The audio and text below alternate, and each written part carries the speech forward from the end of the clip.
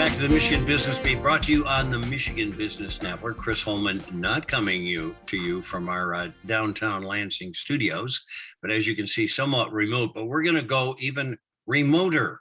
It's unbelievable. We're going to run over to Ironwood, Michigan, which, yes, is in Michigan, not Wisconsin. By the same token, if you make the wrong left turn in Ironwood, you could be in Wisconsin. And we're going to spend time with this enamoring young lady, Gina Thorsen. She's the CEO of Jacquart Fabric Products in Ironwood, Michigan. And Gina, it's very good to have you on. And how are you doing? I'm doing great, Chris. It's great to be here. This is like kind of entertaining because this is like the inception, the first days of CEO-dom.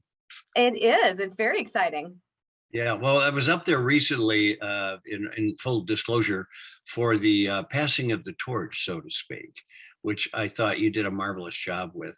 So we're gonna get into Jacquart Fabrics, but let's talk first about that passing of the torch, because sometimes that transition is not easy, and especially in family-owned businesses.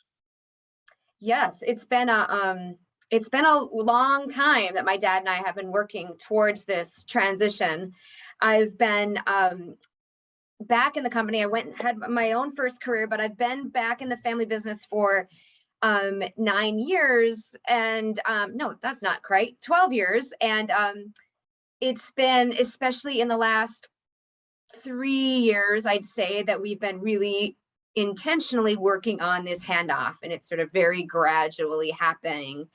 And yeah, you have to have open communication and being able to say the hard things and really just put everything on the table. And I feel like we've mostly been able to do that and gotten to a good place.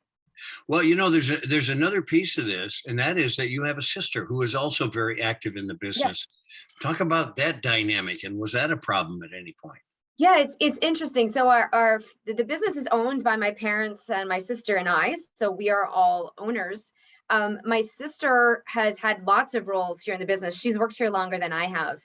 And she's currently our director of purchasing. So she's making sure that we have all the materials we need to make our products. It did work out that she and I have different personalities. And so I have more of the outgoing, sort of externally facing kind of personality. And she's a little more, just wants to kind of be inside, get the work done behind the scenes. And so, I mean, I'm not going to say it wasn't without any, tension, but generally speaking, again, even with her, we kind of knew we were headed to this conclusion, and that's been, pretty much good with everybody. So it's, again, required some communication and some, tougher conversations, but it's, in the end, we all feel it's the right fit and the right way to go. Well, it's kind of interesting because I have known her too as being basically operational. Yes. Pretty good basketball player too, if I might mention. All right, so let's talk a little bit about Jacquart Fabric Products now. Maybe it's in inception, how it got going, how you came back to it as well, and sure. And maybe the acquisition of what might be the big nameplate, Stormy Kromer. Mm-hmm.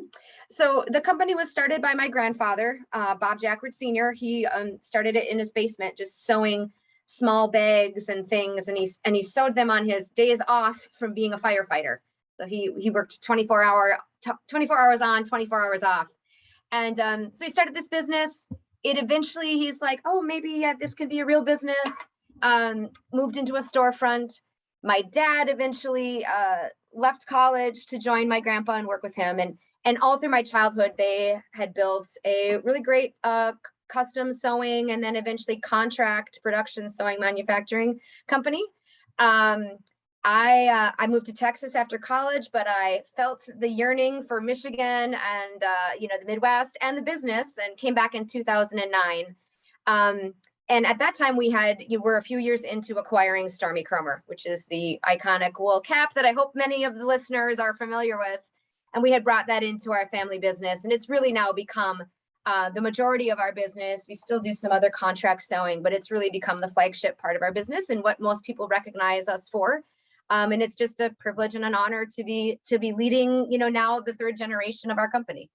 Well, it's interesting because Stormy Kromer, you have taken from a functional hat which wouldn't blow off your head when tied under your chin to really a fashion, a high fashion type product. Yeah. Tell me about that transition because I ran into you one time in the lower level of a high-end haberdashery, and it was a huge Stormy Kromer display. Yes. Yeah, we've transcended just the function, and that there is this like form and fashion to it. It's become maybe a little trendy, certainly the heritage trend, made in America, all of those things I think have helped with its popularity, but ultimately too, I think it's the quality, right? It's a hat you're going to have for the rest of your life, and we've expanded obviously into many more items, coats and vests and other accessories, and they all have this reputation of very high quality, made in America, and very classic styling. Like it's not going to go out of style. You can kind of always wear this stuff. Well, I'm just enamored to say that I helped your dad put those hats on U.S. senators and head basketball coaches at major universities, and it's just been so fun to watch you guys grow. And I think the other point that I want to make to you is when you employ that many people in a town like Ironwood, you are doing an incredible service. It's an honor, truly, and it's a legacy I'm continuing from my grandparents and my dad.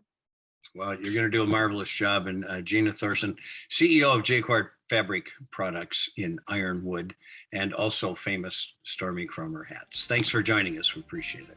Thank you. All right, we'll be right back on the Michigan Business Beat. You're watching on the Michigan Business Network.